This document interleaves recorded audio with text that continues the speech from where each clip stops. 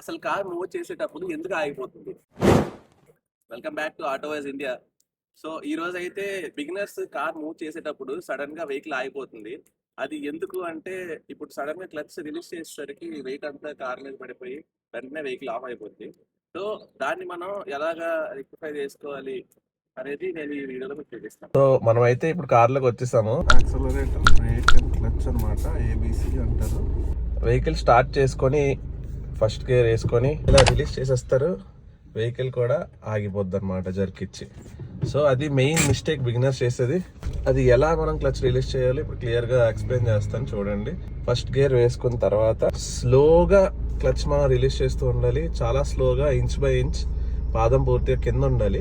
Car move అయ్యే స్టేజ్కి వచ్చేసరికి మనకి వైబ్రేషన్ వస్తుంది స్టీరింగ్ మీద కానీ, తర్వాత కాల్ దగ్గర కూడా మనకు ఆ ఫీల్ తెలుస్తుంది.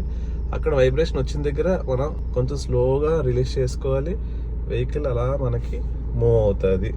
మనం పూర్తిగా కాలు క్లచ్ మీద నుంచి తీసేయచ్చు. ఈ వీడియోలో నేను మీ అందరికి ఎక్స్ప్లెయిన్ చేసినట్టు ఎక్కడైతే బైటింగ్ పాయింట్ ఉంటుందో, అంటే మనం క్లచ్ రిలీజ్ చేసినప్పుడు మనకి చిన్న మూమెంట్ అనేది మనం ఫీల్ అవుతామో, అక్కడ మనం హోల్డ్ చేసి పట్టుకోవడం మనం రోజుకు ఒక 10 times అయినా సరే నేర్చుకుంటే మీకు మెమరీలో సేవ్ అయిపోద్ది అనమాట. అంటే క్లచ్ ఎక్కడ రిలీజ్ చేస్తే వెహికల్ మూవ్ అవుతుందని చెప్పి అది మనకి డ్రైవింగ్లో చాలా హెల్ప్ఫుల్ అవుతుంది అనమాట.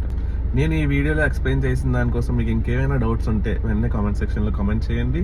ఇలాంటి మరిన్ని వీడియోస్ కోసం వెంటనే మన ఛానల్ని ఫాలో చేసుకోండి.